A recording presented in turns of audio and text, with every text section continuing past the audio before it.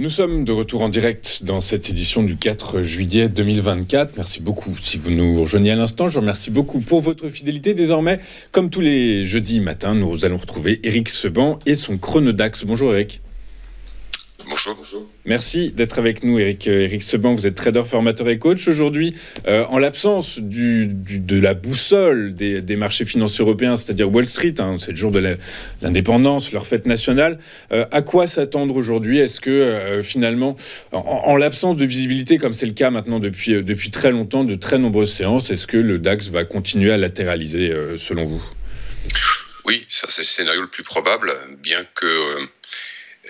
ce matin à l'ouverture, on voit le DAX essayer de faire comme lundi, à savoir essayer de sortir de la zone de latéralisation que je vous ai mis en jaune sur le graphique, zone que j'envisageais la semaine dernière et qui maintenant est confirmée. Donc on a bien un range. Jeudi dernier, on était dans le bas de ce qui pouvait être un range. Maintenant, on est dans le haut de ce qui est un range. Avec, comme je vous l'ai dit lundi, on a essayé de sortir par le haut. Une sortie par le haut, c'est le déclenchement d'un signal technique de hausse. C'est aussi le déclenchement d'un signal chartiste de hausse. Donc on a, là pour l'instant, on est au plus près du déclenchement de quelque chose.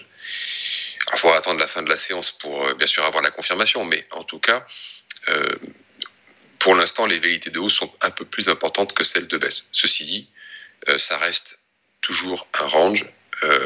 Jusqu'à preuve du contraire, c'est le troisième depuis avril, dans une zone qui est beaucoup plus large, évidemment. Mais c'est le troisième range. La zone dont je parle, c'est 17 950, on va arrondir 18 000, 18 900, donc celle qu'on a balayée depuis le début de l'année. Ces trois périodes de range montrent bien ce qu'on avait déjà anticipé depuis un bon moment, à savoir une phase d'évolution plutôt à latéralisation sans plus de directionnel comme on en a eu depuis octobre. Cette phase, elle s'est arrêtée. Une nouvelle phase de baisse avait été mise en place, mais j'ai bien dit phase, pas tendance, parce que on ne pouvait pas parler de tendance. Elle a été invalidée par un rebond. Ça, c'était il y a 2 semaines, et depuis, le DAX n'arrive pas à confirmer ce rebond. On n'arrive pas à monter davantage. Alors c'est peut-être ce qui va se passer aujourd'hui si on déclenche le signal et que d'ailleurs on a un relais, ce qui est tout à fait probable. Mais il est tout aussi probable d'ailleurs qu'on n'ait pas de relais, en tout cas pas aujourd'hui, qu'on n'ait pas la confirmation de ce signal technique qui se déclenche peut-être que demain ou pas du tout. Bref, les options de latéralisation sont encore sur la table, puisque je vous dis, c'est la troisième depuis le début de l'année. La première avait précédé une phase de hausse, la deuxième une phase de baisse. Maintenant, on est peut-être juste avant une nouvelle phase de hausse. Alors, phase de hausse dans cette grande zone dont je vous parle, 18 000, 18 900, puisque de toute façon, le DAX n'est plus directionnel depuis déjà maintenant plusieurs mois. Et il ne faut pas s'attendre à ce que nous ayons un directionnel marqué qui revienne, parce que pour ça, il faudrait des raisons particulières. Et on voit bien que même quand on a des événements qui sont sur le plan géopolitique, macro, pas tellement, encore que la baisse des taux, hausse de taux, tout ça, ça rentre dans les nouvelles. Mais on voit que le marché ne réagit pas. C'est-à-dire que la phase de hausse qu'on a eue depuis octobre était une phase inattendue et d'une construction un peu particulière, un peu douteuse. Donc tout le monde s'est protégé, évidemment.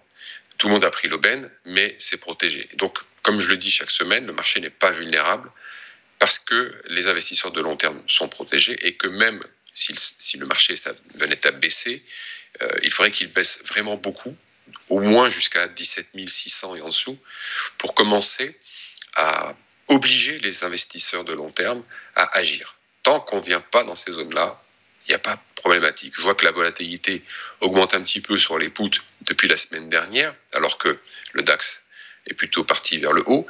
Alors, ça montre soit qu'il y a un peu plus d'inquiétude, soit qu'il y a des arbitrages sur les protections. Trop tôt pour le savoir. On le verra dans les prochains jours. En tout cas, je le verrai dans la volatilité sur les prochains jours. Mais pour les prochains jours, en tout cas pour aujourd'hui, il ne faut pas s'attendre à ce qu'il y ait un changement sur le fond. Voilà, on change pas le fond sur une journée ou 2 journées.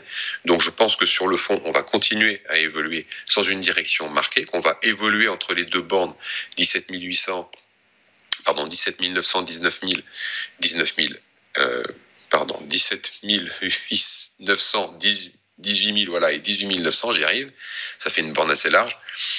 Donc ça, c'est pour le long terme. Et que aujourd'hui, on peut très bien avoir ce qu'on voit tous les jours, à savoir des algos qui se mettent au boulot et qui font les directions en intraday. Parce qu'en intraday, vous avez de la direction, puis de la direction qui est très marquée, c'est un vrai rouleau compresseur, que ce soit à la hausse et à la baisse.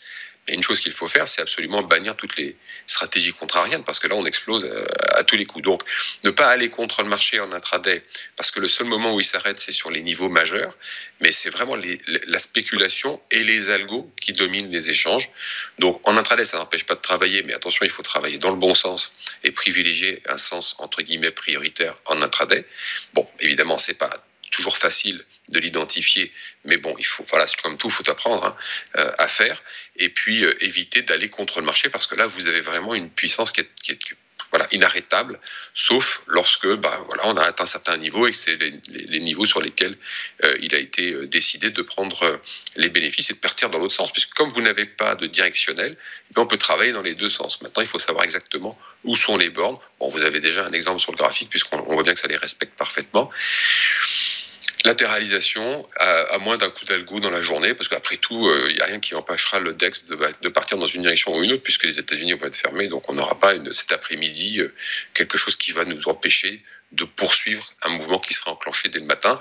Pour l'instant, c'est plutôt vers le haut que ça se passe. Bon, sans relais, c'est aussi peut-être une journée très calme, on va voir. Oui, journée très calme. Il y a les élections législatives, générales, les élections générales en Angleterre, en Grande-Bretagne aussi, mais pareil, ça ne devrait pas avoir grande incidence sur l'évolution de l'indice allemand, l'indice phare allemand. Non, je ne pense pas non plus. Ouais, c'est très clair. C'est de l'information à suivre pour sa culture, mais pas foncièrement, ça n'a pas apporté de la volatilité sur les marchés financiers, en tout cas pas du côté de Francfort, quoi qu'il arrive. Non, je ne pense pas.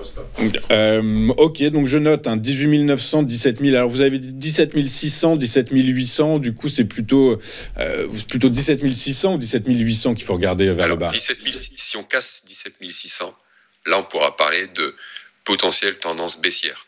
Mais la zone d'évolution dans laquelle nous sommes maintenant, c'est 17 900, 18 900. Plus clair comme ça, Eric. Je vous en prie.